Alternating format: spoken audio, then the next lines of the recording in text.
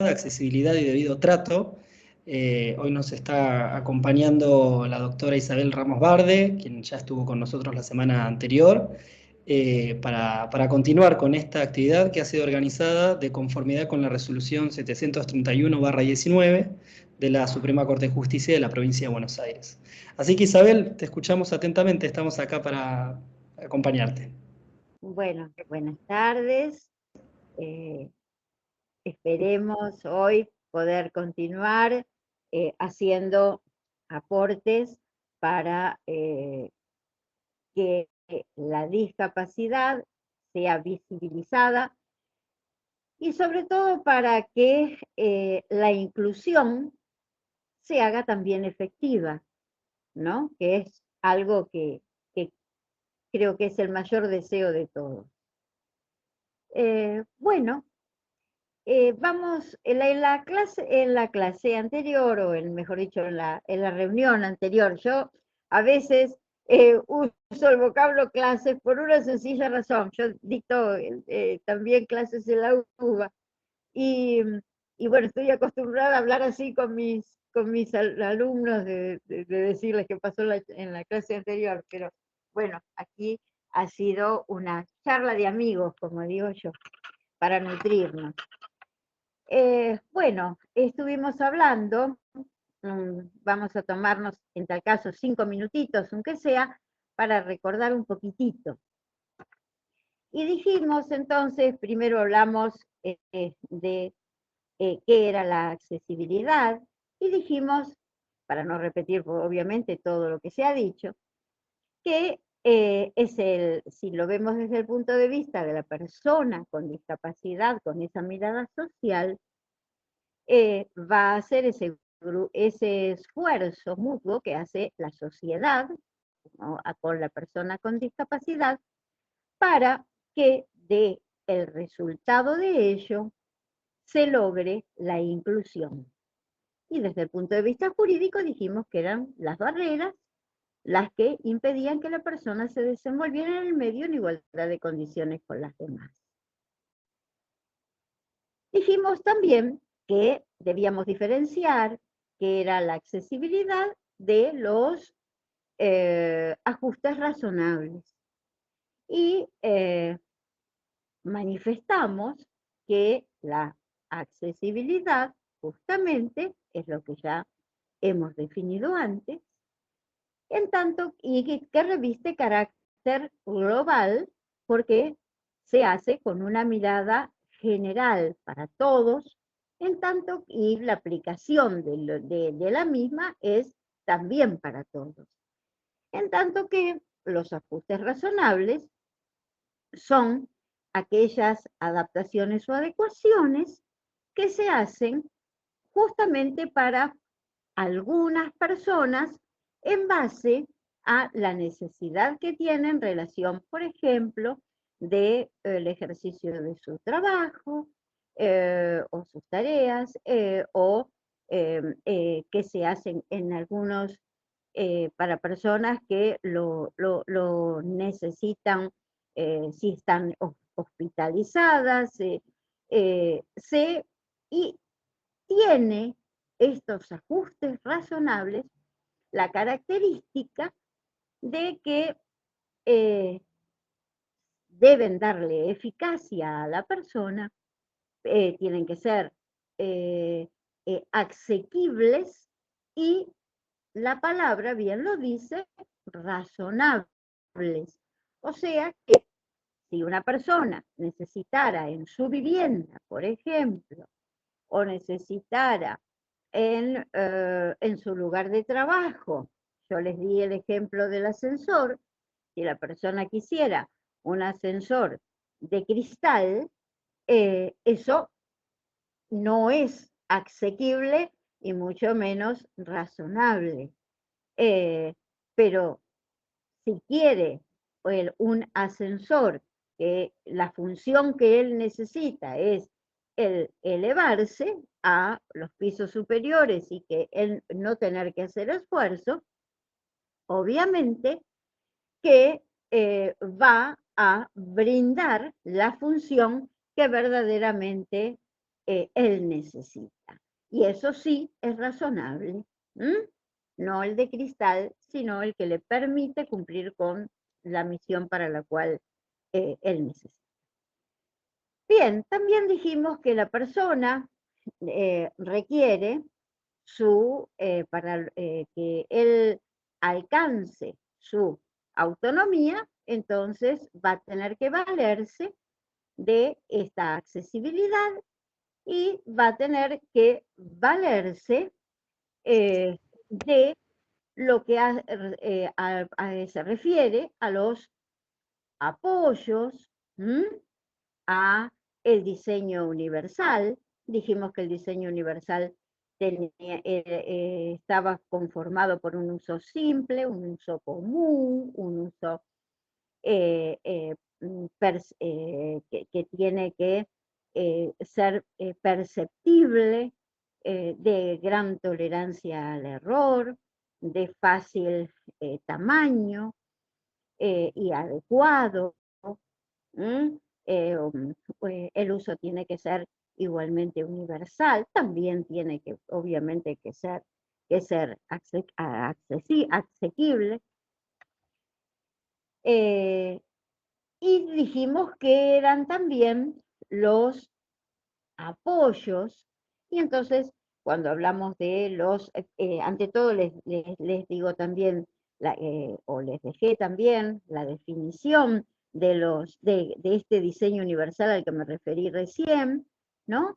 Cuando dijimos que eran todos los dispositivos, servicios, que debían justamente estar adecuados a este diseño universal que reviste esas características a las que me refería antes. Los apoyos, entonces, van a estar dados por todas aquellas ayudas técnicas, por todas aquellas medios, objetos, dispositivos que sean los facilitadores para que la persona pueda alcanzar, cumplir su meta. Y cuando nosotros nos referimos a esa meta, y hablábamos en la clase también anterior de autonomía, dijimos que lo que para el común denominador era la mera aplicación de sus normas propias, y la diferenciamos, ¿se acuerdan?, con la autodeterminación, que dijimos que en este caso la persona entiende por autodeterminación cuando es él el responsable de sus actos y de sus resultados. En el caso de la autonomía para la persona con discapacidad, va a estar dada por alcanzar con apoyo o con su mayor esfuerzo la posibilidad de lograr estar incluido en igualdad de condiciones que él, además, pudiendo realizar lo que es tener esa oportunidad de poder realizar lo mismo que el común denominador. Dijimos también entonces que, y explicamos que desde el punto de vista de la accesibilidad que estaba tratado en la Convención en el artículo 9, lo podíamos ver desde el punto de vista de lo edilicio. Desde el punto de vista físico, lo dividimos entonces en edilicio y urbano, lo tenemos en lo que hace a la comunicación, lo que hace al transporte, lo que hace a la tecnología y a la informática. También dijimos que los pilares fundamentales que teníamos era, para poder lograr la verdadera inclusión, iba a ser o iba a estar dado por la solidaridad, por el respeto, por la igualdad, por la dignidad. Bien, y lo hemos ido desarrollando. Hoy vamos a comenzar refiriéndonos a lo comunicacional en especial.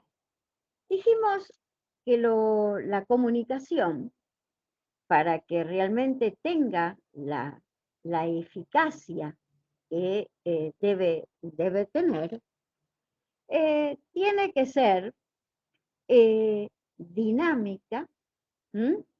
Tiene que ser progresiva y tiene que ser justamente debidamente transmitida. Estos son los tres principios o los tres pilares en los que la comunicación se funda. Porque si nosotros no sabemos o no podemos transmitir esa transmisibilidad de lo que queremos decir para lograr una transacción entre la persona que recepta y nosotros que recibimos. Perdón, ¿ustedes me escuchan? Porque la pantalla se ha Perfecto, puesto ¿eh? negra. Bárbaro. Venimos bárbaro. Ah, bueno, porque yo ni me veo ni me No, escucho. cualquier cosita te avisamos, pero vamos bien. Perfecto, Bueno, doctora, se escucha bien. Entonces, les comento que la transmisibilidad reviste un carácter fundamental. Y hablamos de progresividad porque esta progresividad hace que en el fragor de la conversación o en el fragor de lo que se quiere transmitir, va en aumento para lograr justamente comunicar aquello que nosotros deseamos. Y tiene que haber, por supuesto, dinámica. Tiene que ser dinámica, mejor dicho. Bien, ¿cómo debemos tratar a la persona con discapacidad? Bien, hay un principio que es fundamental, que la persona con discapacidad, y eso es lo que nos lleva a, eh, a ver la verdadera inclusión. La persona con discapacidad, por encima de todo, es persona. Entonces, cuando estamos en contacto con ella, debe ser tratada, obviamente, adecuándose a cada una de las discapacidades. Vamos a ver las discapacidades sensoriales, auditiva, por ende, y visual, la discapacidad motriz, la discapacidad mental, la discapacidad intelectual, la visceral también, pero la visceral no plantea, salvo los tratos, o sea, es la que más comunicación puede tener, es otro de los planteos cómo debe tratarse. Vamos a ir tratando uno a uno.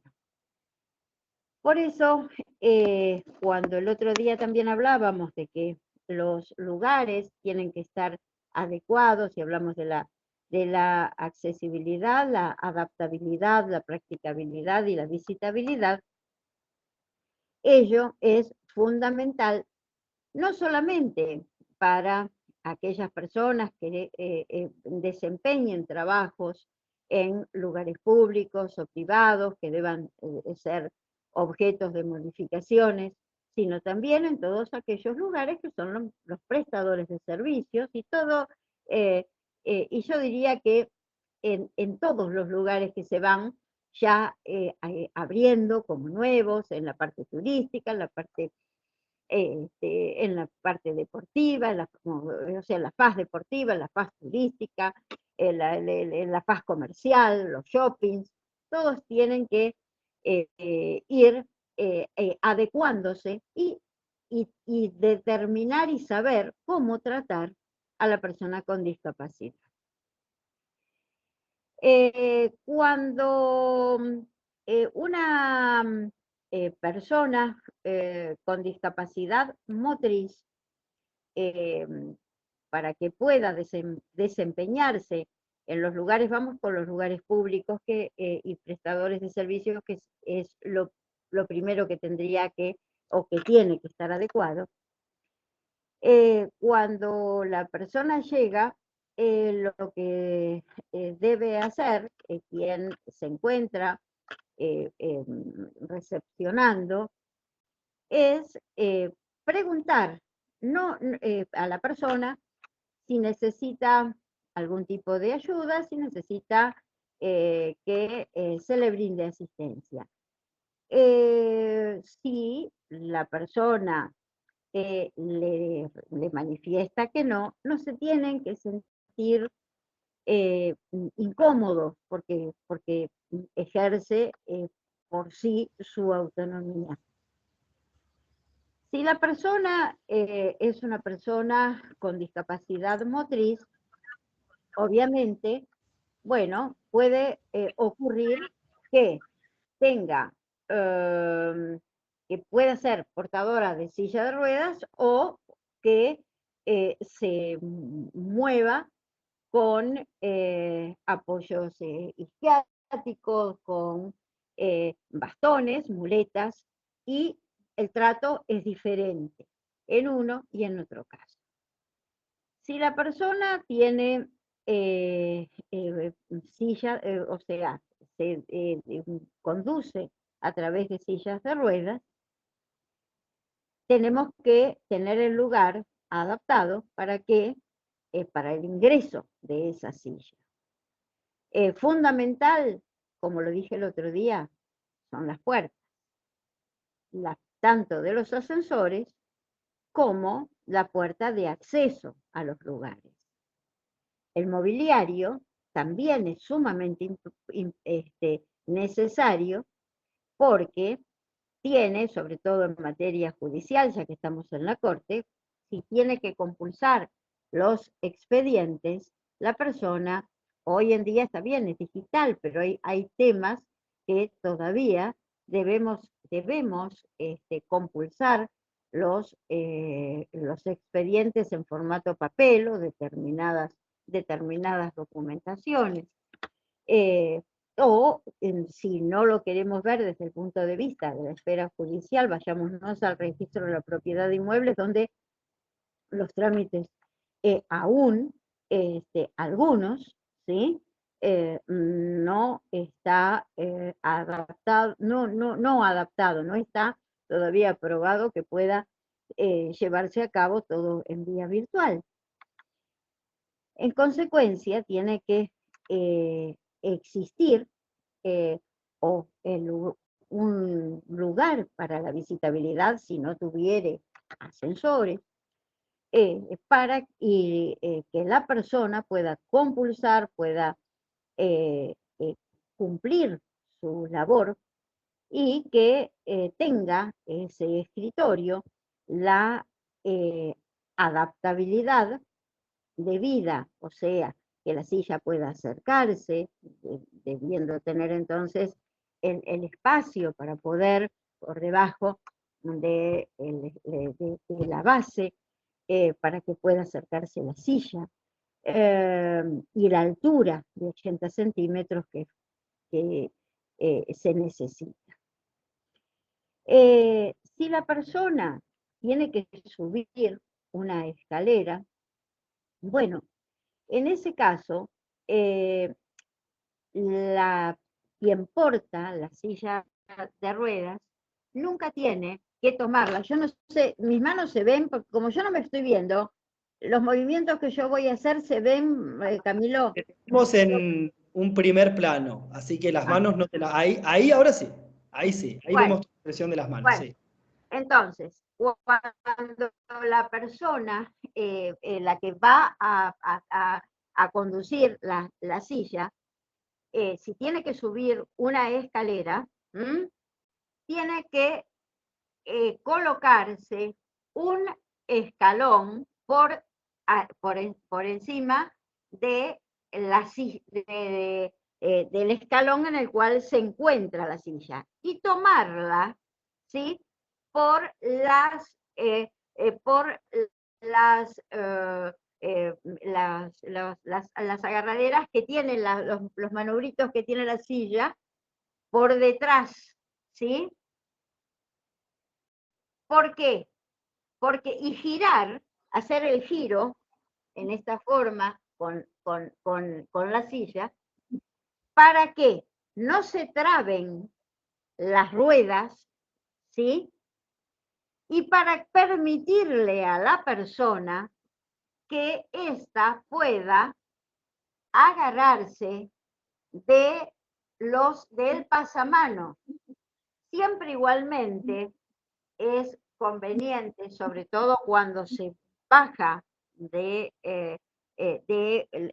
una escalera, lo ideal es que tiene que haber rampas, pero esto es en el caso de que no lo hubiere y que forzosamente tenga que subir sí o sí una escalera. Lo bueno sería que fueran 2 personas en tal caso. Cuando tienen que hacer el descenso, la persona que está portando la silla se va a colocar entonces en un escalón, así como antes se colocó en el superior, ahora en el escalón inferior. Y va también a tener que girar. Del mismo modo, para que la persona pueda asirse del barandal de las rampas. El barandal de las rampas no tiene, por supuesto, que tener saliencias, porque en la medida que tiene saliencias, si bien puede llegar a ser un facilitador para demarcar el acceso a una escalera, deja de serlo y se torna un peligro para no solo por el hecho que reduce el espacio, sino también por el hecho que una persona con baja visión o ceguera puede dañarse al tropezarse con él. Debe ser conducida la persona, si es hay una rampa, la forma de llevar la silla de ruedas es enfrentada a la rampa. Bien, los pisos también tienen que buscarse que no presenten, ¿cómo les puedo explicar? Así, tratar de buscar que no sean zonas de circulación donde tengan protuberancias, que sean pisos lisos. Fundamentalmente, si se trata de lugares públicos o privados en los cuales se presta servicios, lo ideal es que esos pisos se encuentren adaptados, que sean antideslizables, cosas que no le permitan a la persona correr ningún tipo de riesgo. Siempre igualmente se le debe preguntar a la persona de qué modo igual, ¿no? Quiere ser conducida. Cuando hablan con la persona que se encuentra en una silla de ruedas, traten de acercarse, de ponerse de frente, de ponerse a la altura de su cara, o sea, agacharse un poquito, para que no tenga que estar girando su cuerpo en una forma, por ejemplo, si la persona se pusiera a hablar detrás, esto la lleva a que tendría ella que girar su cuerpo, que a veces no se puede. Entonces, lo que tienen que, si son varias personas, es colocar a la silla de modo tal que se integre a la conversación, si son más de dos, y cuando se le habla, si estamos solos, tratar de estar a la misma altura en la que se encuentra la silla, sea sentándonos o bajando un poco el cuerpo para que nos pueda ella, puede estar participando del mismo modo. Sí, la persona, ustedes saben que igualmente en el, bueno, si no necesita asistencia, obviamente en los toilets, normalmente les digo que aquel que necesita asistencia para toilet normalmente siempre va con algún acompañante. No obstante ello, ustedes pueden preguntar si necesita algún tipo de asistencia para ser portado desde la silla hasta el recinto del inodoro eh, o bueno, si la persona, estamos en un hotel, si la persona necesita hacer uso de la bañera, aunque normalmente también les cuento que es común que porten las sillas de baño para bañarse, para ducharse, que todos esos adminículos normalmente quien tiene una discapacidad de esta naturaleza las porta.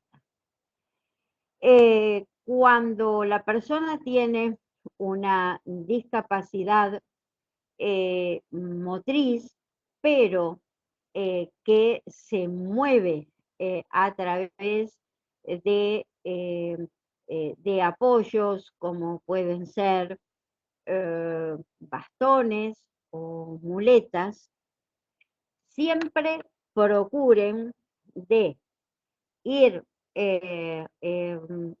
junto a ellos, pero con un paso despacio, o sea, un paso acorde.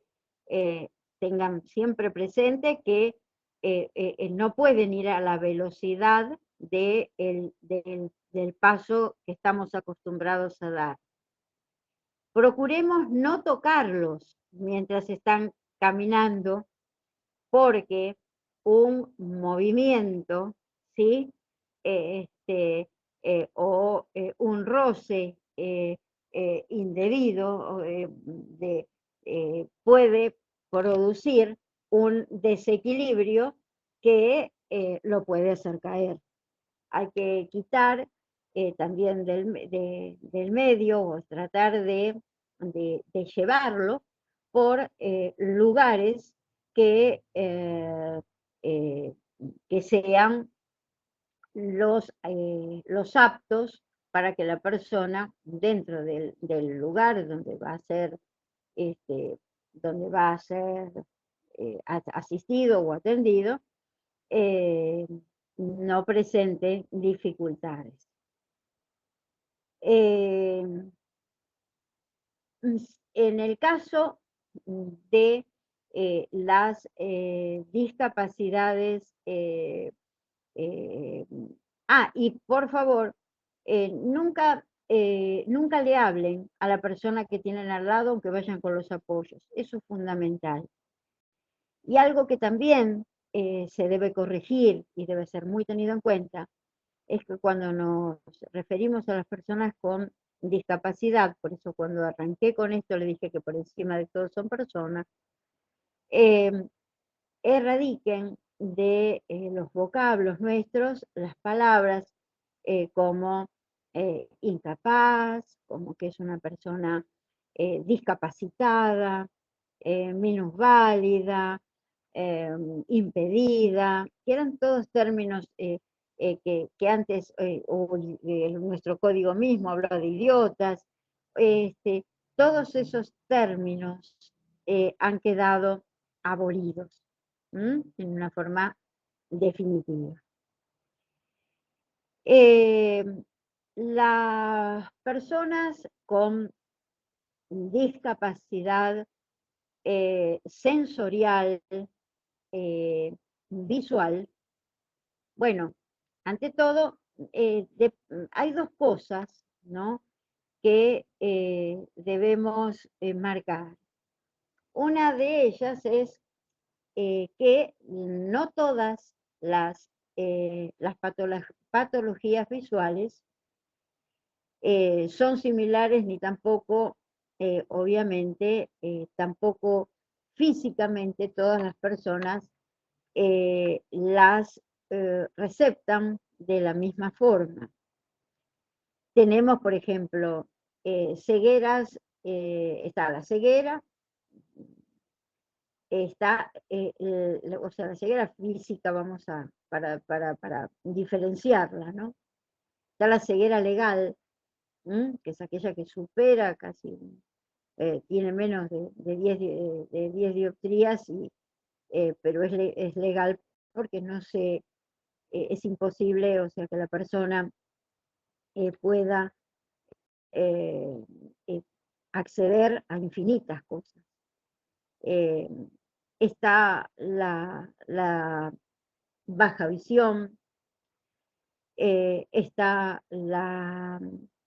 aquellas maculopatías que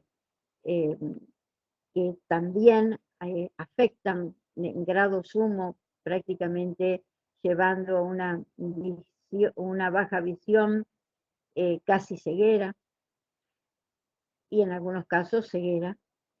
Y la diferencia también radica en aquel que es ciego de nacimiento y el que luego adquiere la ceguera. ¿Por qué? Porque la persona que adquiere ceguera conoció colores, conoció formas que no las conoce que no las conoció, los colores, por supuesto, quien fue ciego de nacimiento. Entonces, ¿por qué marco esto? Porque si, por ejemplo, estuviéramos con determinados, vamos a un plano, en este caso, a un viaje turístico, no podemos estar diciendo, estamos frente a un mar que es totalmente azul, tiene las olas blancas, porque la persona no tiene idea de qué es, si es color azul o si es blanco o cómo es. Entonces, ahí vamos a medir un poco el tema de las palabras. La persona ciega o de baja visión, ante todo le voy a decir los bastones que pueden utilizar de acuerdo al grado o el tipo de afección sensorial visual que pueda tener.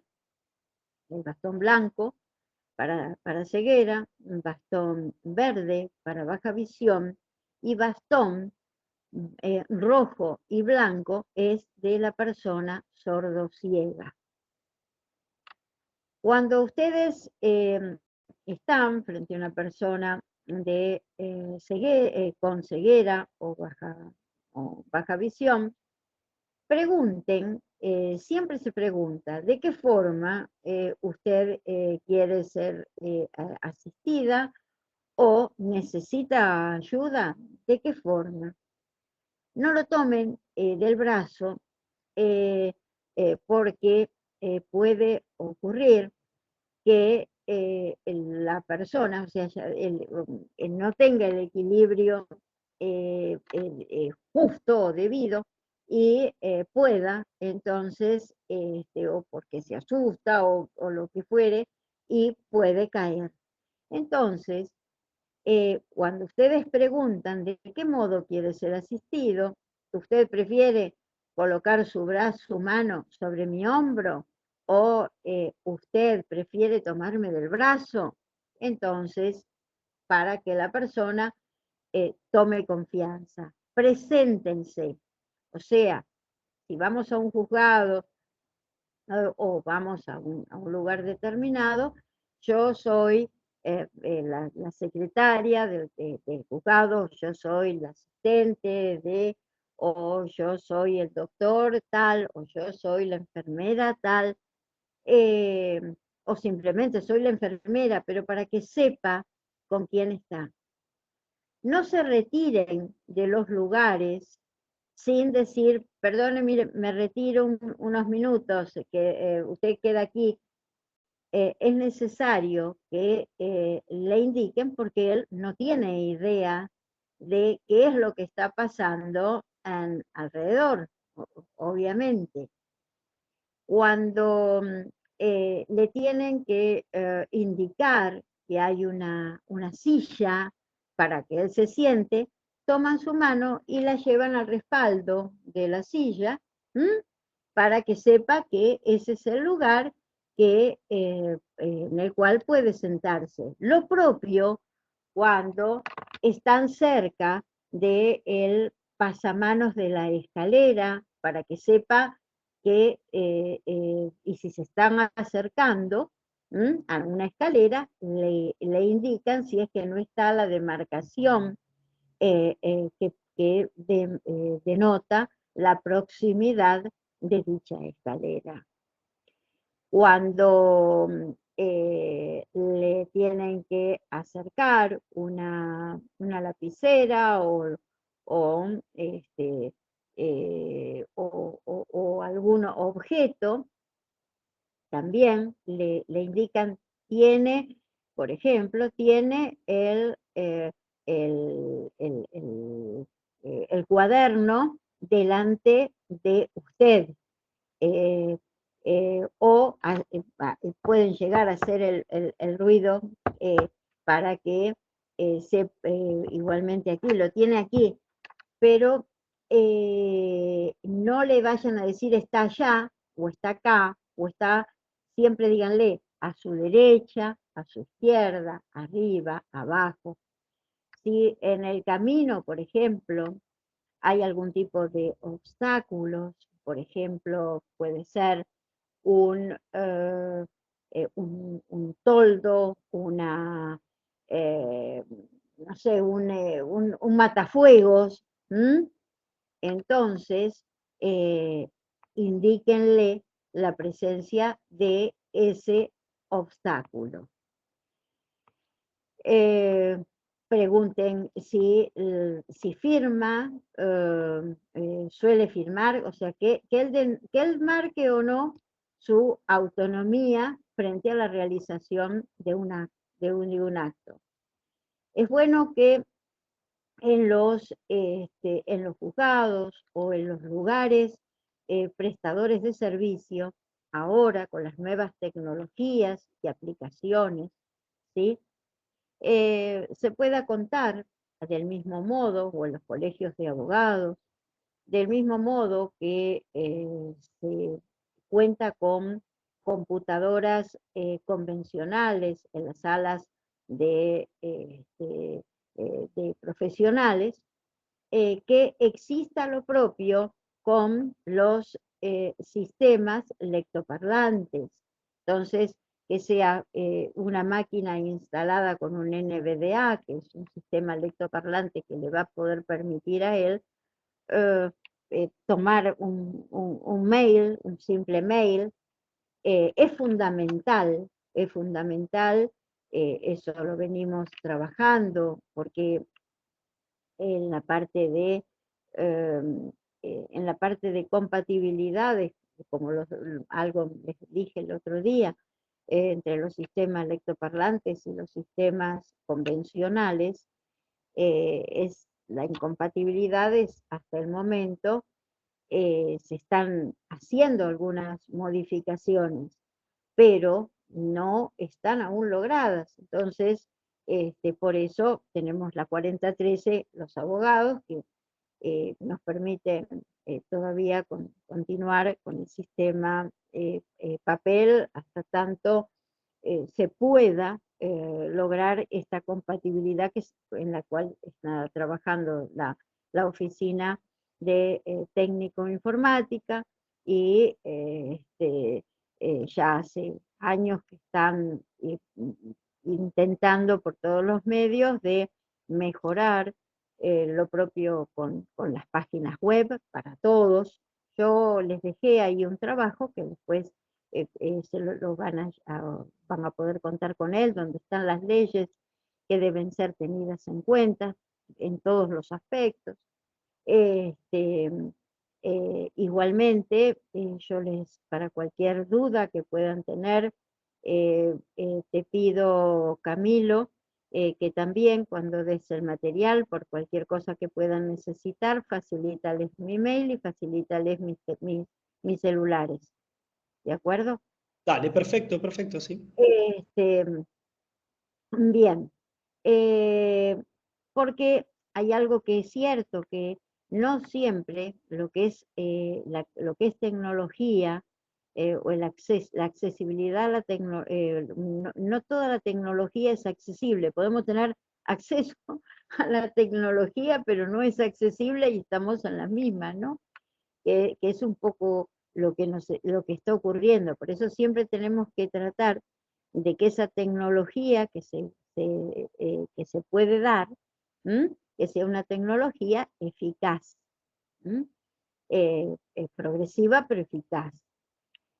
También es bueno, sería bueno, o es bueno, y es gratuito eso, porque así como recién les decía, les nombré el sistema NVDA para que puedan hacer a lo mejor un escrito, un simple escrito, que era lo que veníamos haciendo antes con el Word, o poder ingresar a un mail, eso sí lo podemos hacer, lo que no podemos ingresar es a la MED, ni podemos usar el token, pero bueno, entonces tener para las personas con baja visión o ceguera, dos aplicaciones que una es el Be My Eyes y el otro es el SIM, que permita que si la persona, por ejemplo, tiene que firmar y tiene ciertos resquemores de qué puede decir el escrito, entonces con estas dos aplicaciones que son gratuitas, el Be My Eyes o el SIM, que las puede llevar, obviamente que la persona las va a tener cargadas en su teléfono, y entonces hacer la consulta a la persona que asiste en ese momento en esta aplicación, y entonces saber lo que dice, o pedir directamente que una persona de su confianza lo acompañe y lo asista. Otra de las cosas también es que quien tiene ceguera o baja visión puede ingresar perfectamente, porque la ley así lo autoriza, con su CAN de asistencia. Lo que sí, que la gente, claro, le resulta simpático el CAN, entonces lo tocan o juegan con él, no. Ustedes, cuando la persona está con el CAN de asistencia, tengan en cuenta que el CAN es la herramienta que tiene él para valerse. En consecuencia, el CAN está trabajando. No puede ser tocado, no puede dársele ningún tipo de alimento, ni galletitas, ni nada, excepto que autorice quien es la dueña del CAN. Bueno, sí, le puede dar una galletita, pero no, por motus propios no puede ser tocado el CAN. Las personas vamos ahora a las personas sensoriales auditivas. Vamos bien hasta ahora, se entiende, no hay ninguna problemática, sigo. Las personas sensoriales auditivas, bueno, ustedes saben que el lenguaje puede tener distintas variables, o sea, tenemos el lenguaje oral, tenemos la lengua de señas, tenemos el lenguaje táctil, tenemos los macrotipos, las macroletras. El otro día yo les había empezado también a decir, que tampoco recién me lo comí, este, que es fundamental la señalética, y respeten, por favor, los contrastes que tienen que existir para que la persona pueda visualizar perfectamente el de baja visión la señal. Y la luminosidad es fundamental, porque de acuerdo si tiene visión tubo, si tiene glaucoma, que la luz siempre vaya detrás. Si estamos en lugares, incluso en museos, que la luz caiga desde arriba, pero con cierta sombra sobre los objetos en una vitrina, por ejemplo, en un museo, para que todos puedan acceder, todas las distintas patologías visuales. Bueno, excepto ceguera, obvio. Y que también les dije que traten de que estén subtitulados todo aquello que tiene que ser transmitido o informado, tanto en braille como en macrotipos. Y ahora vamos a ir en lo que hace en la parte de hipoacusia y sordera, que también, por supuesto, tiene que estar con el subtitulado. Bien, bueno, continuamos entonces con la parte del sensorial auditivo. Estábamos hablando del lenguaje, entonces, ¿qué puede ser?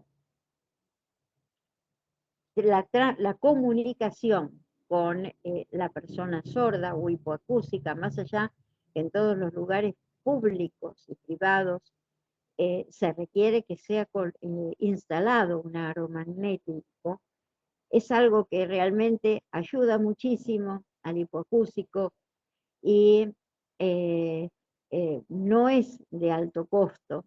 Que la persona que atiende al público y en la materia judicial es imprescindible que exista una persona que domine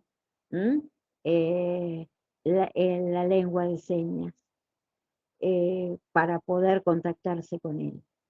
Pero como todo el mundo no habla lengua de señas, no maneja la lengua de señas, sin perjuicio de ello, eh, es conveniente que, así como antes les decía, que respecto de los sistemas lectoparlantes, para la persona sensorial visual, perdón, está la aplicación SIM y la aplicación Be My Eyes,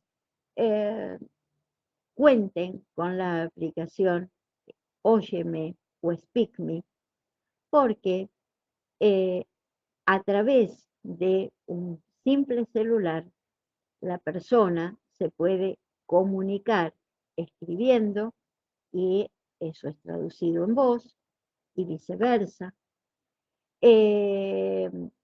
Como también otra de las formas es a través de la lectura de los labios. Por eso, si la persona que habla, que es parlante, debe colocarse delante de la persona que presenta su discapacidad auditiva y hablar lentamente, hablar no en una forma de palabras atropelladas, para que no entre en confusión, hablarle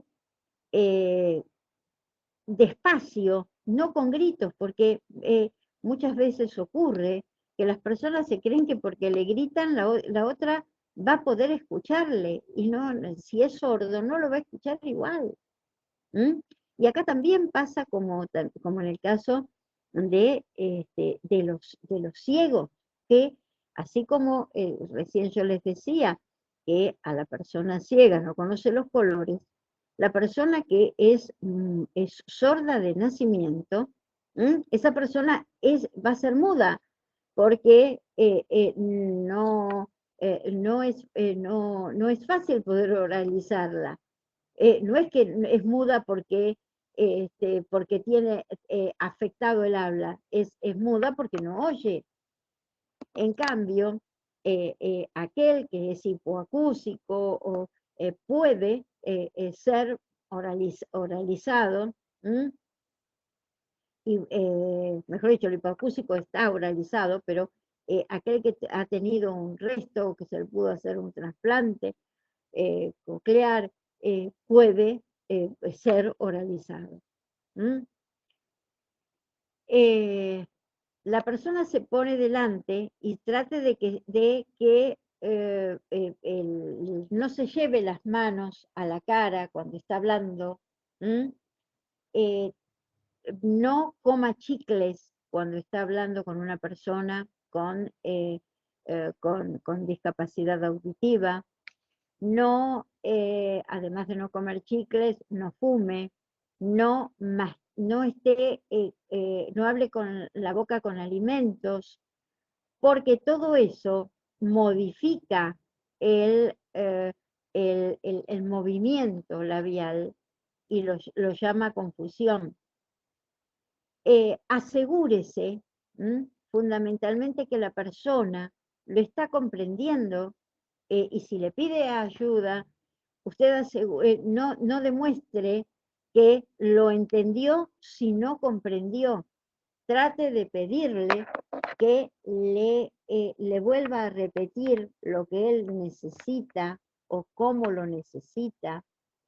Usted, si tiene que hablarle, háblele con palabras y frases cortas, pero siempre asegurándose que lo entiende. Si ve que no lo entendió, ¿sí? Entonces dígale de qué forma puede ayudarlo. Ofrézcale lápiz y papel para que le pueda escribir y transmitir, pero siempre asegúrese que la persona lo está entendiendo. No le demuestre temor, y siempre igual diríjase a él. No le hable a la persona que está al lado de él. Estamos muy acostumbrados de que cuando va la persona con discapacidad, me pasa a mí, le pasa a una amiga mía que estaba en silla de ruedas, que íbamos con nuestros esposos a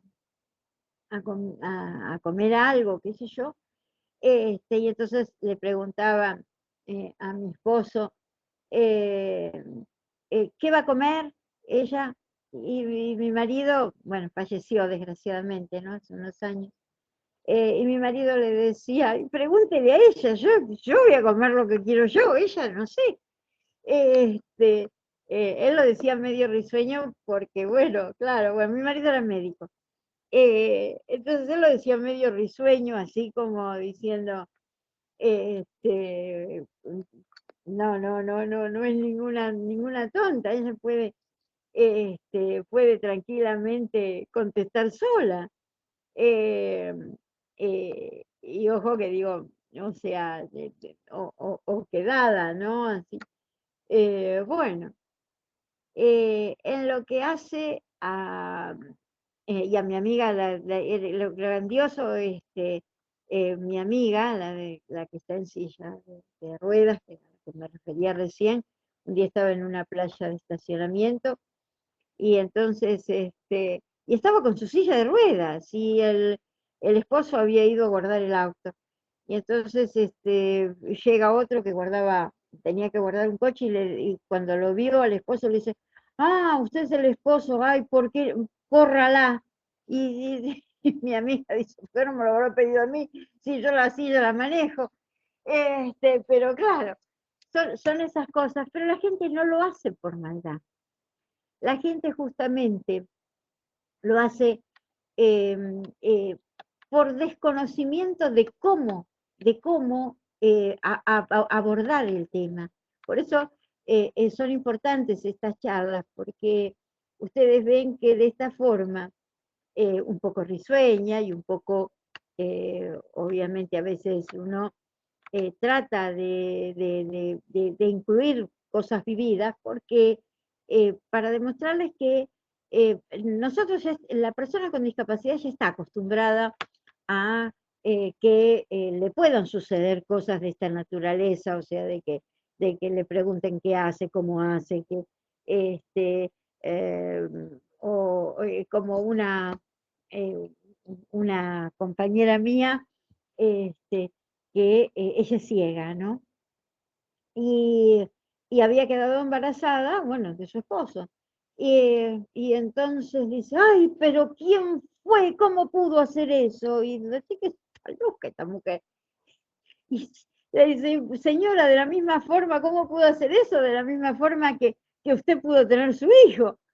Claro, porque uno contesta de acuerdo a lo que pasa, pero la gente, ya les digo, no es que lo hace por maldad, porque esa señora no es que se lo dijo porque quería ofenderla, sino que, claro, pensó no sé, que no podría cuidar a su chico, vaya a saber qué pasó por la mente de esa mujer que le da ese tipo de trato, o le dio ese tipo de trato. Bueno, entonces, a la persona sensorial, también cuando tienen que dirigirse a ella o quieren, tóquenle el hombro, ¿no? Para, si es que quieren alertarlo de algo, le tocan el hombro para poder contactarse con él. Vamos entonces ahora a la persona con discapacidad mental. Primero tenemos que tener en cuenta el grado de afección y el grado de maduración, que eso nos damos cuenta en el momento que estamos en comunicación o en contacto con la persona. Entonces, adecuemos, ¿sí?, nuestra... Bueno, no sé dónde hemos quedado porque de pronto se puso toda negra la pantalla.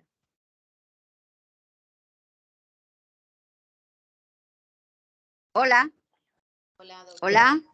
Estamos. Acá Marta Lagoa justo estaba levantando la mano. No sé, Marta, si querías comentar algo. Sí, Creo que tenés el micrófono. Si me permite la doctora, con todo respeto, bueno, más allá de que esto muy, muy impecable lo que la doctora nos comparte y desde una empatía particular, ¿no? Que es algo que a veces falta para las inclusiones.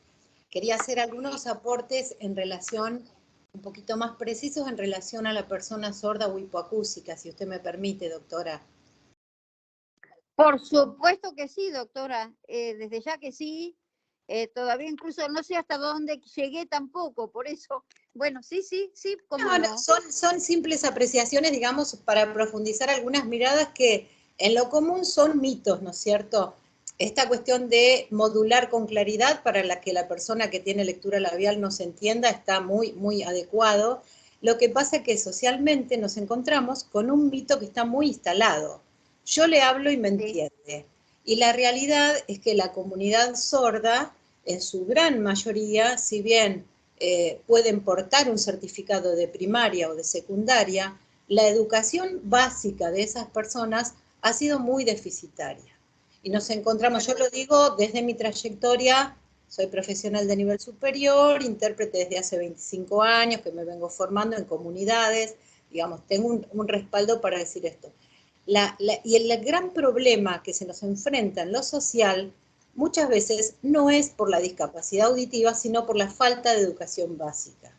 Uno acompaña a estudiantes que tienen un buen desempeño en lengua de señas porque uno les explica, transcribe los conceptos y ellos se pueden apropiar, pero a la hora de seguir un texto, una literatura en español, el nivel de lectoescritura es básico tirando a nulo a veces, doctora. Con lo cual la persona, más allá del texto, se encuentra con que no puede recibir esa información. Entonces, bueno, esas cosas también la tenemos que hacer críticas al interior del sistema. Y le agradezco, y yo se lo agradezco para justamente también incorporarlo. Al contrario, es un aporte valioso. Amén de que cuando, digamos, en los procesos judiciales, o sea, pasan montones de instancias donde la persona requeriría del intérprete y el Estado se hace cargo teóricamente de ese gasto, pero los procesos son largos, la persona accede por ahí a procesos de justicia con gratuidad y en las etapas previas no tiene derecho al intérprete.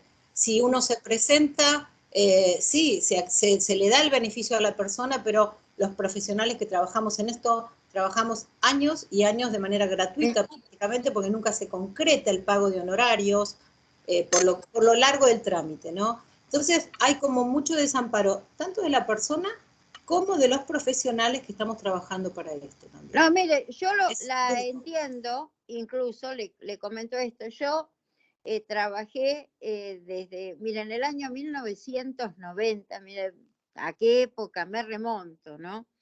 Junto con la doctora Remón, con la licenciada Remón, Mabel Remón, hicimos una... Fue mi rectora cuando entregó mi diploma en ASAM, la doctora Remón.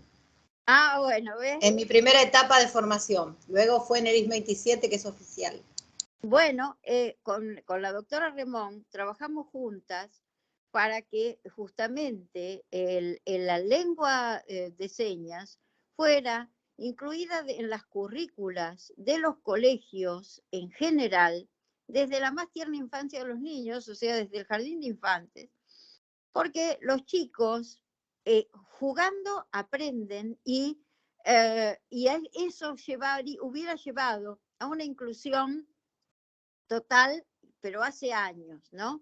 Luchamos mucho con eso, sobre todo Mabel, ella es la única parlante, era en su familia, ella era de una familia de 7 personas, en las cuales la única parlante era ella. Y la mamá, que eso es, para mí era un dolor inmenso, la mamá de la doctora Remón, mi amiga, era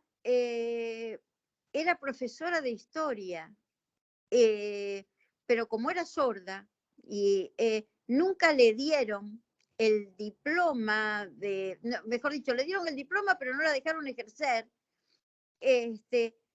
Cuando yo decía, pero ¿por qué no la dejan, aunque sea ejercer en los colegios de personas sordas? Y no la dejaron. Y fue la que le enseñó a hablar. El Mabel siempre decía, yo hablo tengo una voz un poco gutural, porque la mamá se desesperaba para que su hija hablara y le colocaba las manitos de ella en la garganta, así para poder darse cuenta y poderle transmitir cómo hablar. Que yo siempre la pongo, por ejemplo, a la mamá de ella como también pongo a mi madre, porque en la época mía, que a mí me tocó estudiar, yo no era ni de aquí ni de allá, porque como yo veo muy poquito, en las escuelas de ciegos no me aceptaron, y en las escuelas de los videntes tampoco me aceptaban, hasta que, o sea, en aquel momento había aparecido lo que era la escuela domiciliaria hacía unos años, y entonces me dieron la posibilidad de hacer parte de mi escuela primaria en escuela domiciliaria, que era del Estado, y a posteriori ingresar, sí, en Nuestra Señora de la Misericordia de Flores, que es donde terminé mi secundario.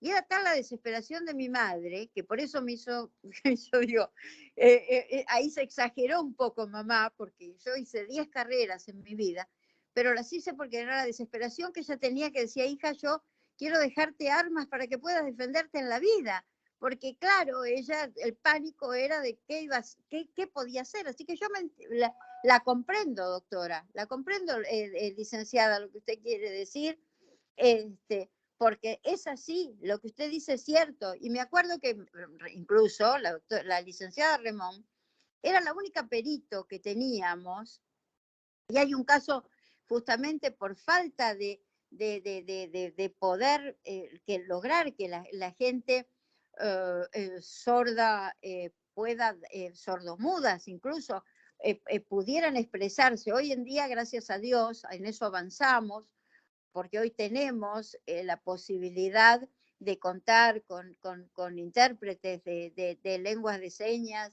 porque podemos contar con otros medios para que la persona pueda comunicarse. Pero hubo un caso muy típico que usted que me dice que Mabel le entregó el diploma, lo debe ella haber contado, que era de una jovencita que el papá lo pusieron preso una cantidad de años, pobre hombre, y la chica lloraba amargamente porque ella había dicho que el padre, mi papá abusa de mí, porque ella pobre, claro, pero nadie la entendía, porque nadie le preguntó, pero ¿por qué dice que abusa de él?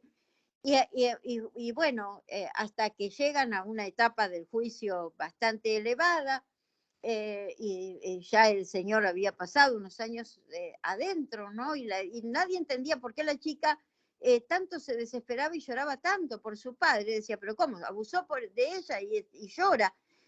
Y le pregunta Mabel, ¿por qué? A ver, ¿en qué decís que abusó de vos tu papá? Que cuando entra Mabel a los interrogatorios, ¿no? Y la chica dice, y sí, porque me mandaba a lavar los platos, pero nadie, o sea, claro, y el hombre más bien que salió en libertad, ¿no? Pero bueno, pero hay, doctora, discúlpeme, si esa persona estuvo presa porque alguien dijo que abusaba, hubo un intérprete que falló en la interpretación del término abusar. Justamente un requisito que necesitamos los intérpretes es tener una amplia cultura general, porque así como la lengua de señas tiene conceptos polisémicos, el español también, y uno tiene que contextualizar la palabra, seguramente. Lavaría los platos, haría los mandados, era intérprete gratuita, no era un abuso carnal, que sería lo que lo llevó a prisión el señor. Pero le estoy hablando hace 30 años, le digo, cuando con Mabel estábamos en los atisbos, Mabel y yo estábamos las dos en el llano, luchando por los derechos justamente, como lo seguimos haciendo, pero eran los atisbos, los comienzos, la nueva ley, o sea, la ley, tenga presente que salió en el año 1981, le estoy hablando de los 90, así que no teníamos convención, había, hace 32 años, no era como es ahora, se avanzó mucho, gracias al cielo, pero no fue fácil. El camino que nos tocó andar no fue fácil. Doctora, y nos queda por derribar muchas todavía, porque hoy hablábamos de esto de la accesibilidad en lo edilicio, pero un gran desafío es la accesibilidad de las estructuras institucionales, ¿no? Que a veces son las que nos van poniendo barreras tanto a las personas como a los profesionales del área, ¿no? Por supuesto, sí, ya lo creo. Bueno, otro aporte u otra pregunta, o continúo, no sé, ustedes me dirán. No, podemos continuar, Isabel, por ahora no tenemos otros aportes. No recuerdo, bueno, dónde habré dejado. Estábamos con la parte de discapacidad intelectual y mental. Bueno, cuando se dirigen a la persona, primero entonces decíamos, tratemos de ubicarnos de acuerdo a qué grado de capacidad puede tener, pero no la minimicemos.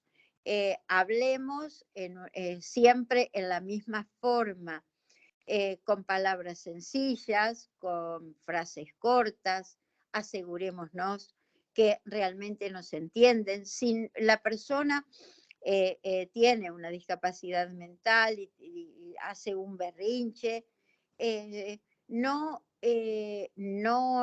nos asustemos, ni nos alteremos, no. Tratemos de mantener nosotros por nuestro lado la calma, tratar de calmarlo, pero no gritarle, no contradecirlo, escucharlo. Y si, por ejemplo, nos rechaza la ayuda, no lo tomemos a mal, por favor, que no sea tomado a mal. Si la persona es una persona con autismo, y aunque nosotros le hablemos y él mire para otro lado, no creamos que él no nos escucha, por el contrario, él está atento, ellos están atentos.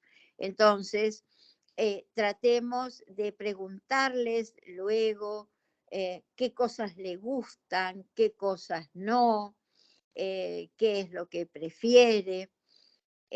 Sabemos que tienen otro modo de mirar los aspectos de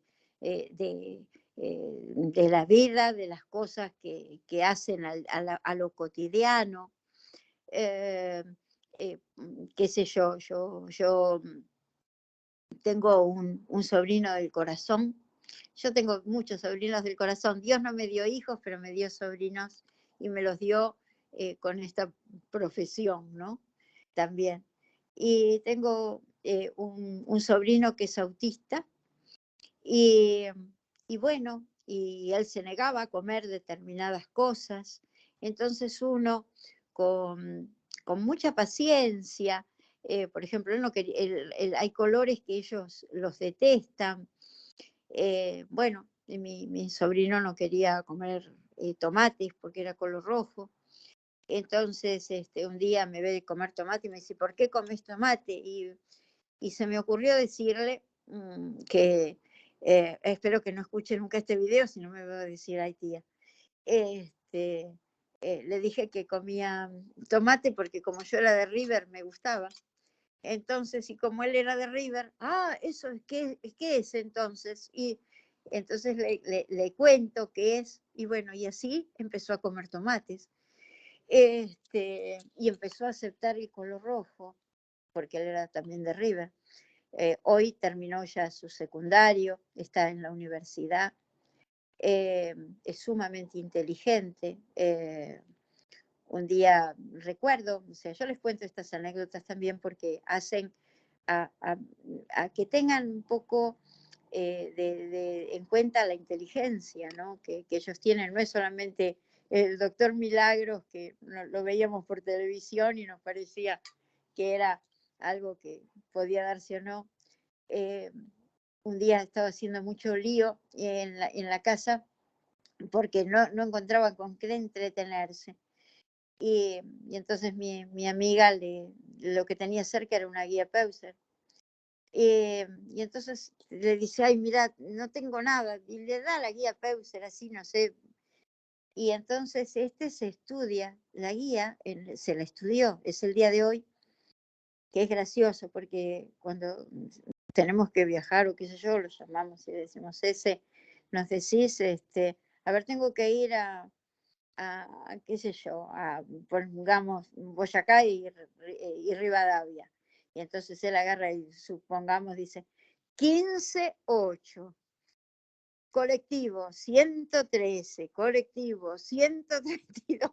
Es una cosa, y es inteligentísimo, inteligentísimo. Y bueno, entonces Bueno, estas anécdotas que les cuento, pero que son un poco para amenizar, porque las clases, si no, o las charlas se hacen muy tediosas, pero que son de la vida real y vividas, o sea, les hablo con fundamento. Por eso nunca nunca se debe menoscabar una persona con discapacidad, porque créanme que cada uno, desde el punto que les cabe, pone el mayor de los esfuerzos, ¿no? Y bueno, entonces,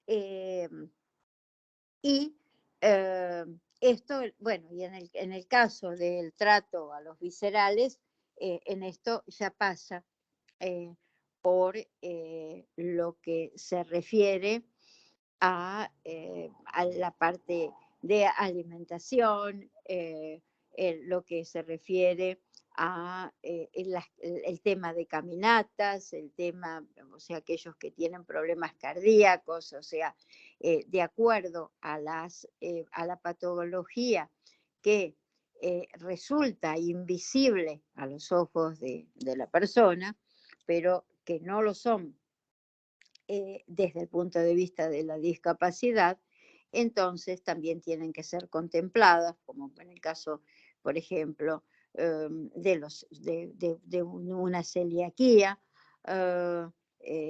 donde, bueno, tiene que ser tenida en cuenta en las fases turísticas, en las fases hosteleras, en las fases de, de restaurantes, ¿no? De gastronomía.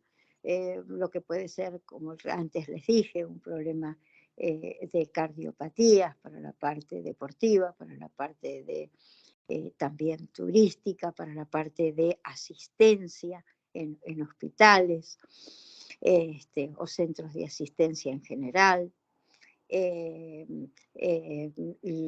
Aquellos que tienen también discapacidades como el EPOC, enfermedades poco frecuentes, la baja talla, que tampoco en cuenta se la tiene.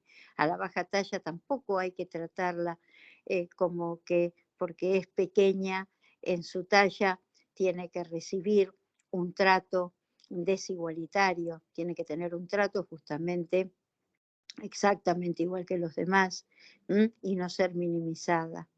Al contrario, se debiera, justamente yo una de las cosas que pretendo es que en la nueva ley de discapacidad sea incluida la baja talla por los efectos, no por la baja talla, porque la persona con baja talla tiene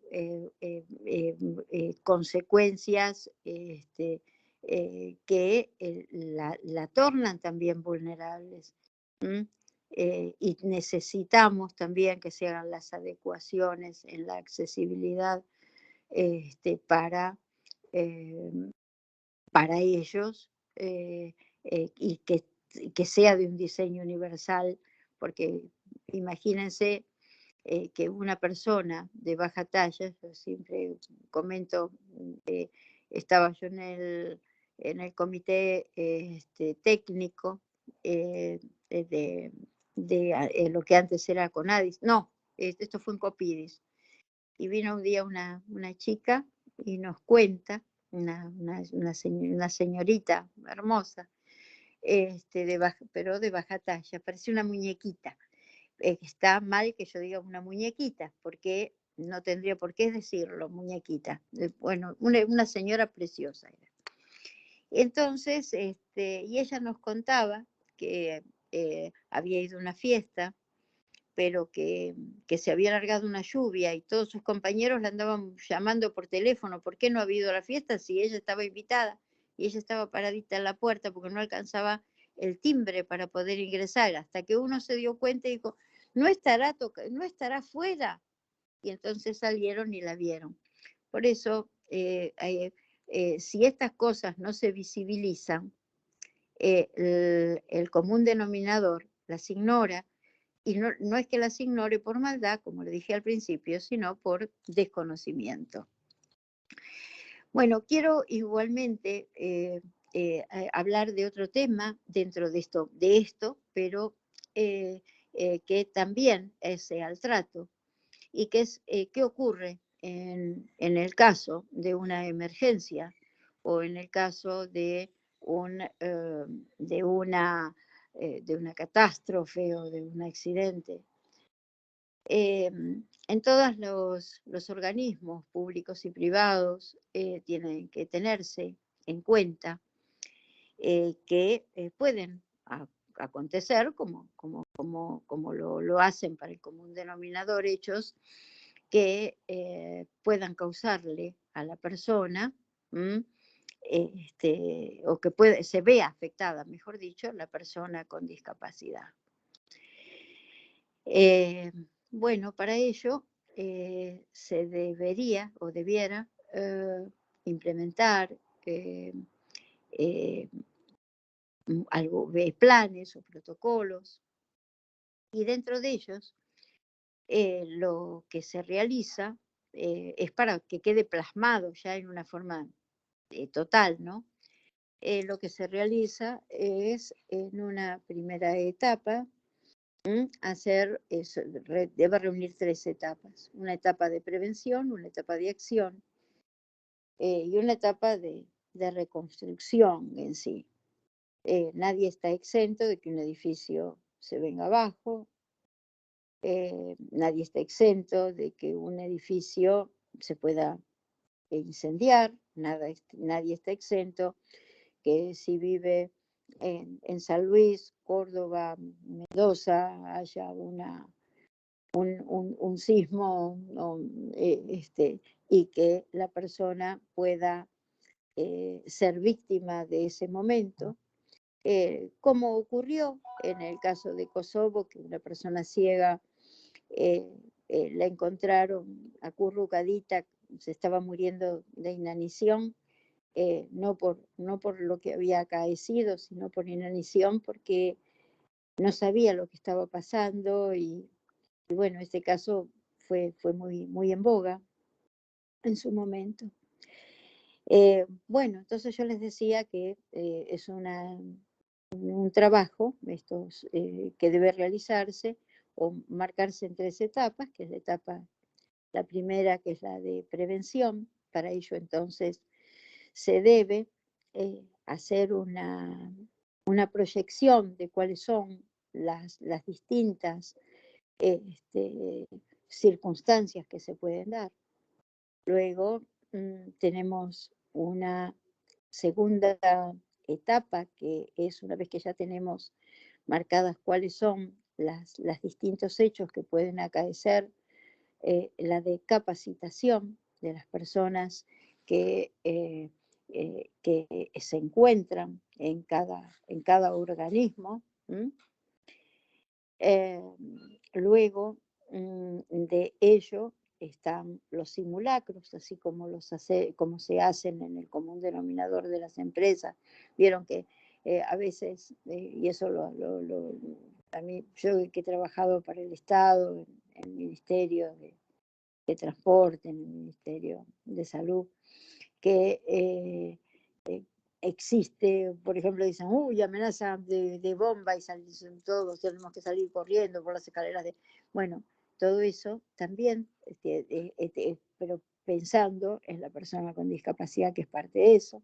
Entonces, llevar adelante los simulacros, y del resultado de esos simulacros resultan justamente las mejoras que se deben hacer para afrontar cada uno de esos casos.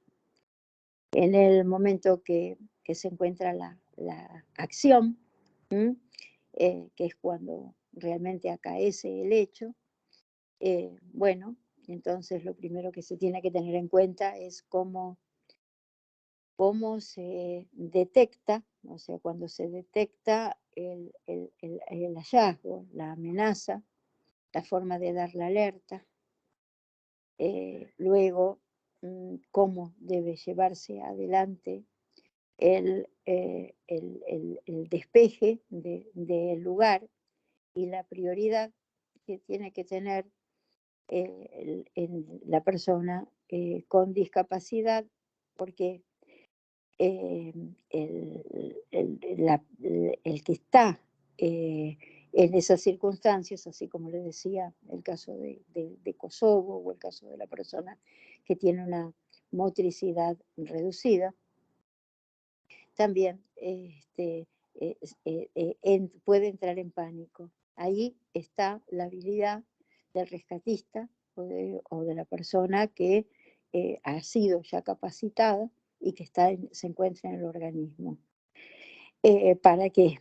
Para que mantenga no solamente la calma de esa persona y no le demuestre ningún tipo de temor, que trate de indicarle, sí, por eso es necesario que la persona con discapacidad previamente tenga en claro dónde se encuentran ubicadas las salidas de emergencia, cuáles son las zonas de despeje para poder tener conectividad también con la calle.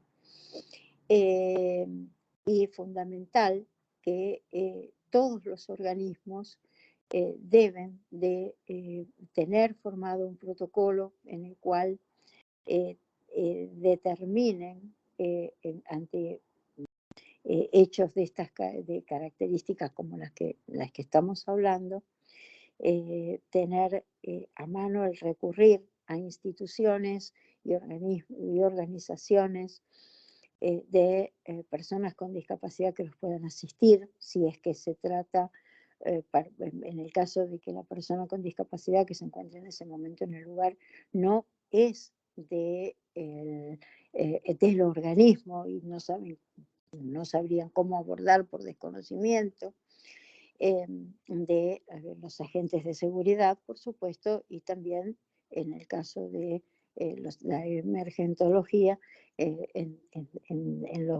aquellos o rescatistas en el caso de catástrofes, ¿no? Bien, en el caso de que se tengan que reconstruir, como ya dijimos la vez anterior, no sobre este tema, pero sí respecto a todo lo que se tenga que realizar, sabemos que tenemos que acudir entonces ya directamente a la accesibilidad.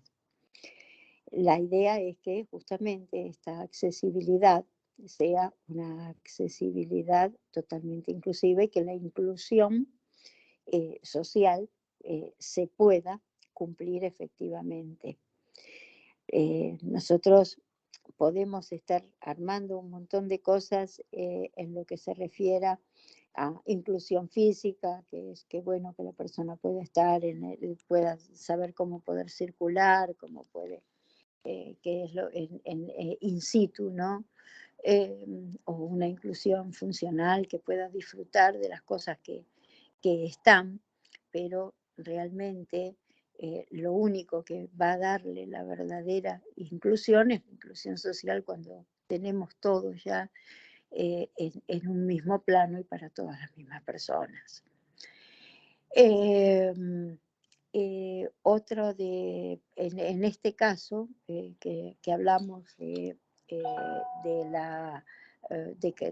las etapas de que pueden darse en accidentes o catástrofes, lo que tiene que priorizarse, ustedes vieron que yo en cada caso siempre le marco los pilares, y en este caso los pilares que tienen que estar presentes es el de la autonomía, el de la seguridad, el de la diligencia, o sea, la rapidez con la que se tiene que actuar, ¿sí?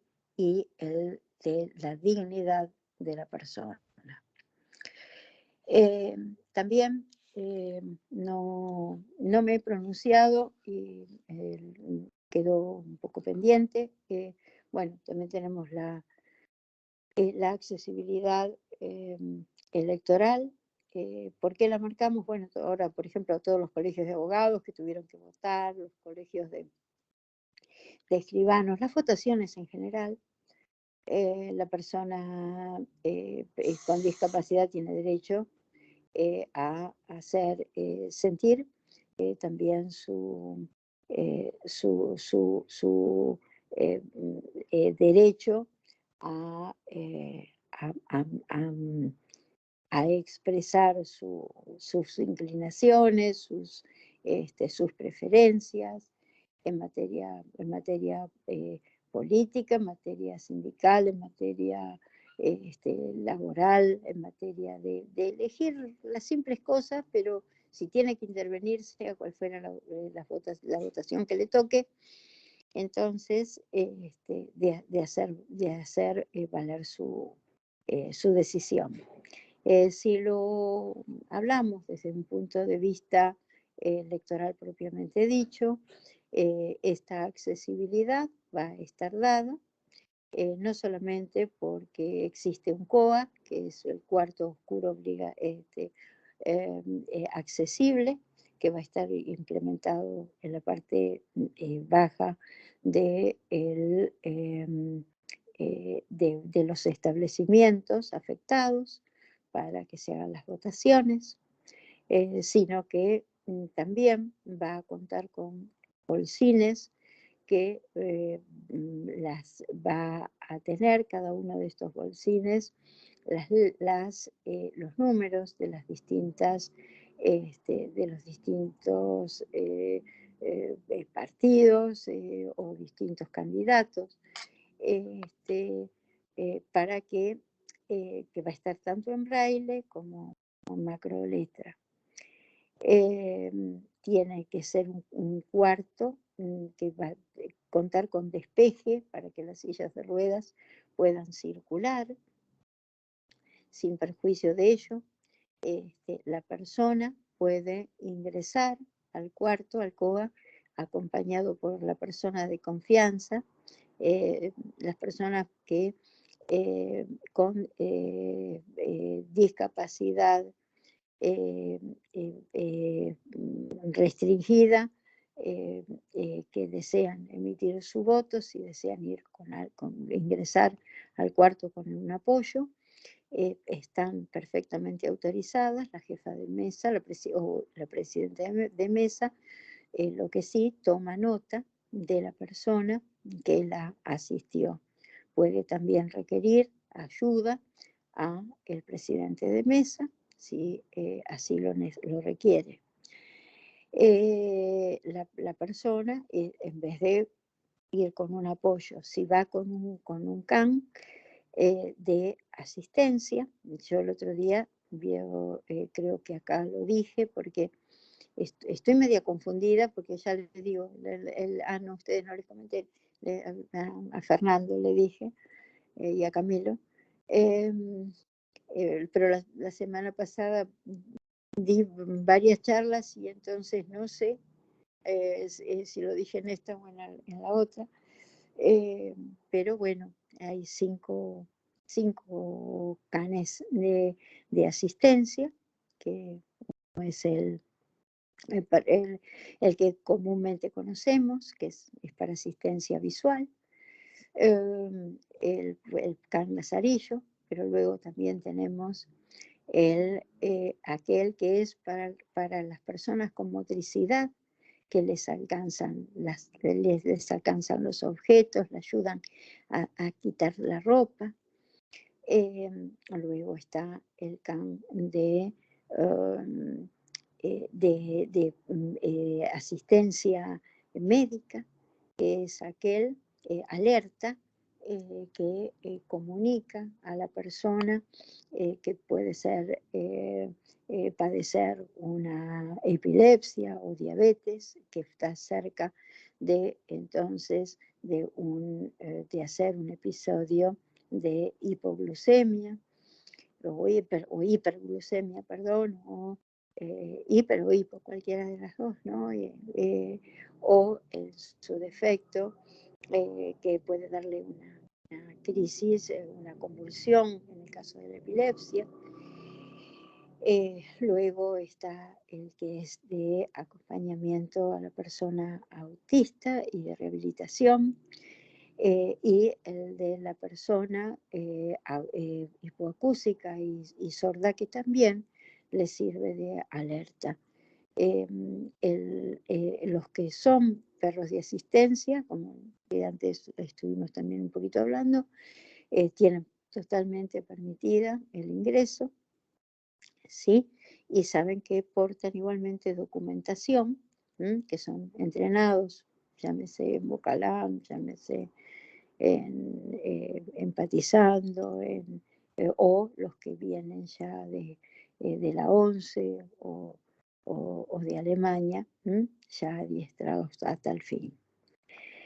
Si la persona quiere votar en forma directa, también, y no ir al cuarto Alcoa, bueno, puede pedirle asistencia a la presidente de mesa, quien le indicará dónde están las boletas, aunque siempre se aconseja que la persona, si ya lo tiene definido, que la lleve.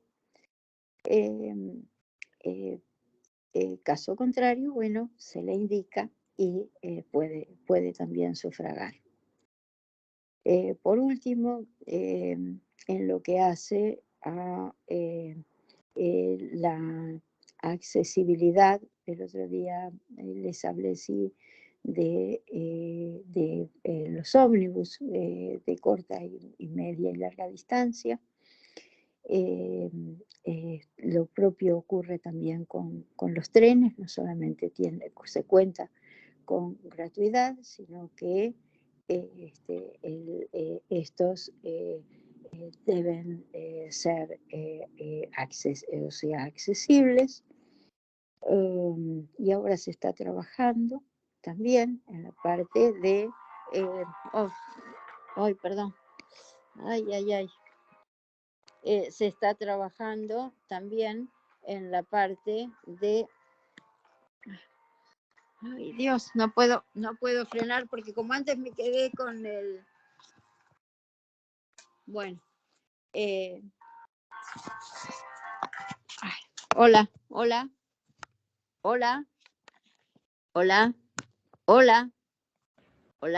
Acá te recibimos bien, Isabel, ¿eh? Bueno. Les decía que, bueno, que así, más allá de la gratuidad, entonces, bueno, en materia ferroviaria se ha tomado, tienen que cumplir con las normas que hacen a la proximidad, al relevamiento en estaciones para que realmente se cumpla con la accesibilidad en ellas. En algunas no se está cumpliendo. Entonces, bueno, para que se tomen cartas sobre el particular. Y en materias de aviación también para que sea desglosado el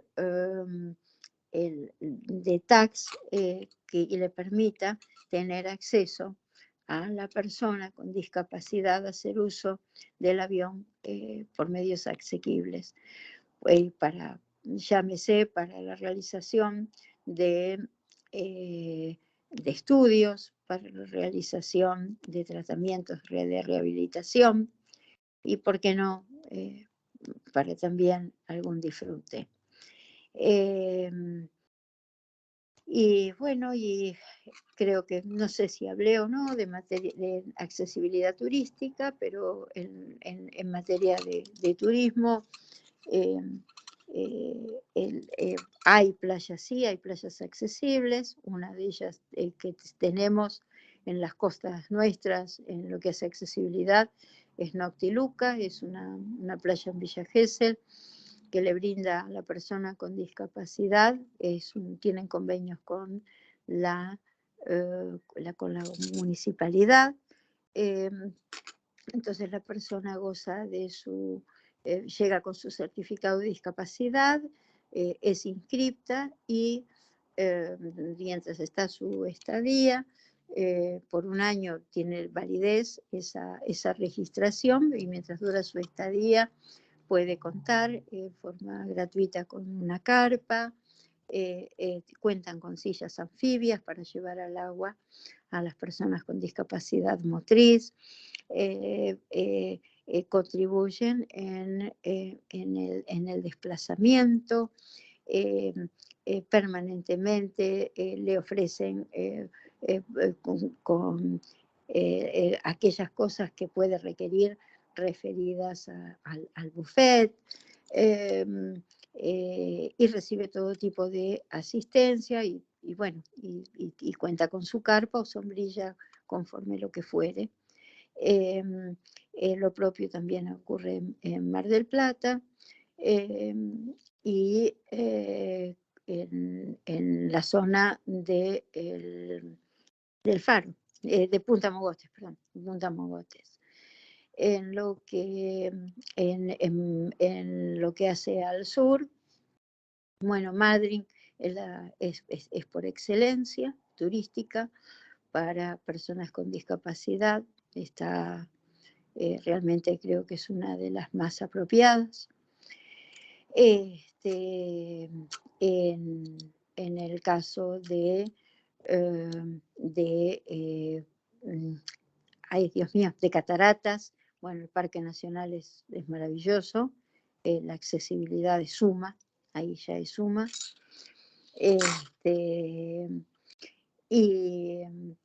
Y bueno, no lo es así en Bariloche, lamentablemente, pero sí lo tenemos, por ejemplo, en algunos, en los museos en Ushuaia, esto en el orden nacional. En Ushuaia, bueno, tenemos museos en los cuales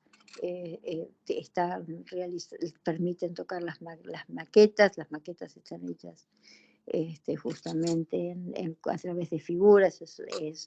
Tengan en cuenta algo que no dije del lenguaje, es el táctil para aquellos, para el sordo ciego, que tiene 16 caracteres, y que también con el lenguaje táctil la persona hoy en día puede acceder a conocer todo aquello que no ha podido conocer sus formas. Empecé a hablar antes cuando dije la persona que había sido ciega de nacimiento, pero no lo completé porque se cortó, creo que ahí fue el tema de la conexión.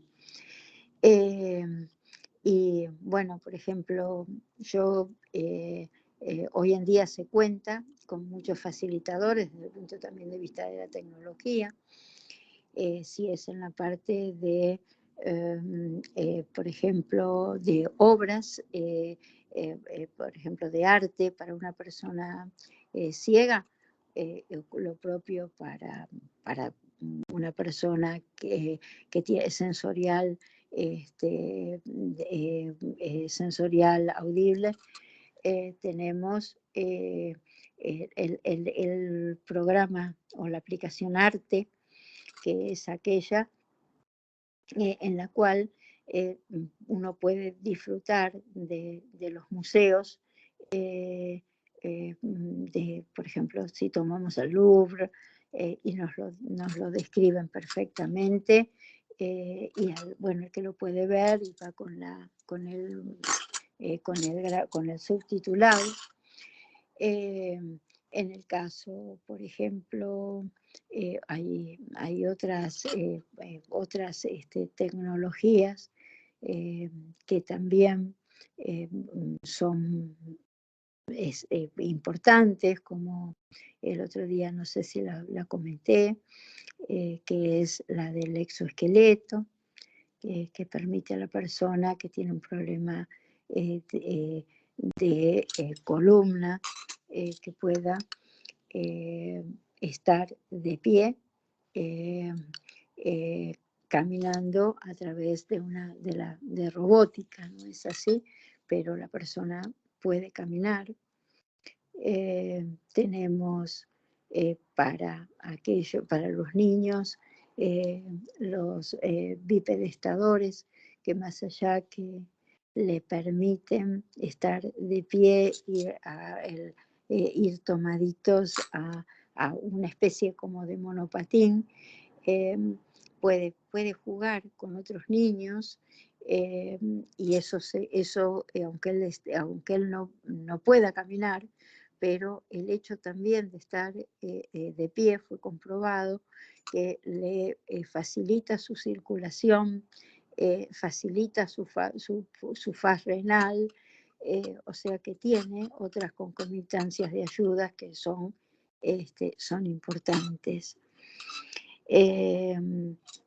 Bueno, el Vodafone, que la persona también como les decía, que moviendo su cabecita, el cuadripléjico puede comunicarse con el mundo.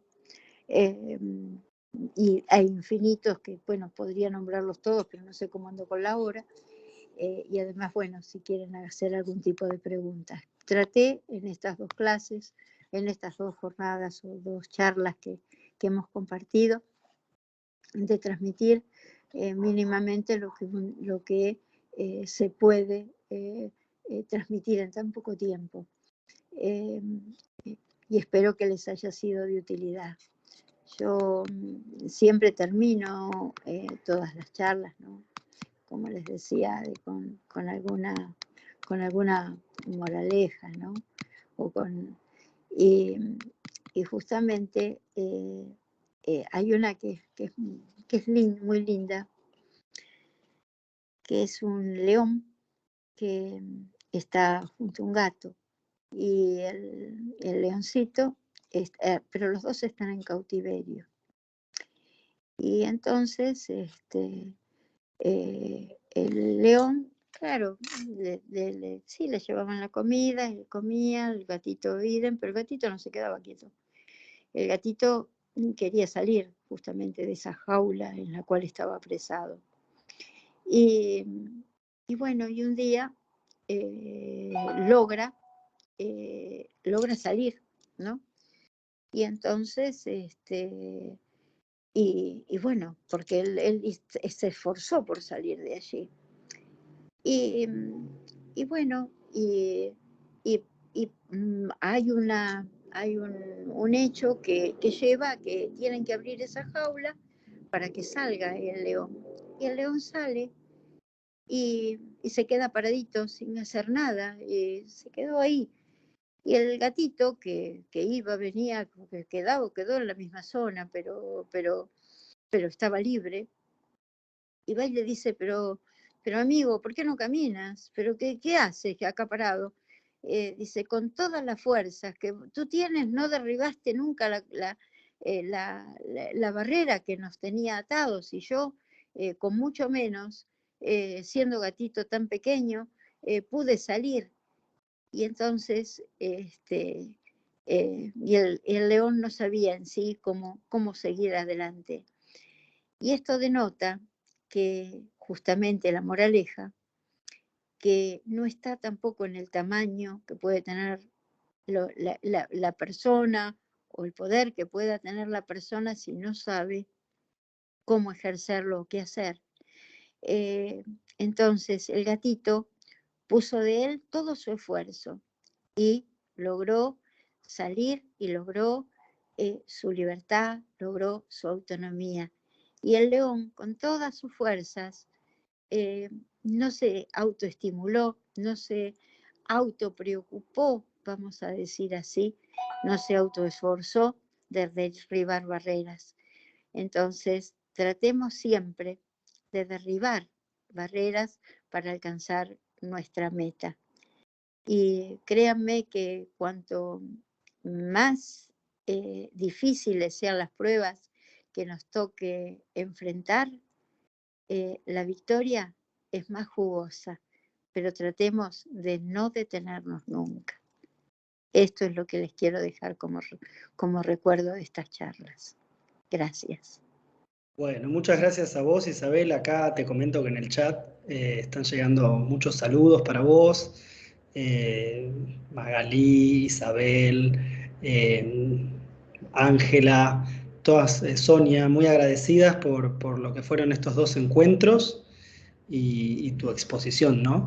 Como les comentaba anteriormente, el material que nos pasó Isabel se los vamos a mandar por correo electrónico a las mismas casillas con las que se inscribieron, así que bueno, a la brevedad ya van a recibir este material que Isabel nos pasó. ¿No hay ninguna pregunta?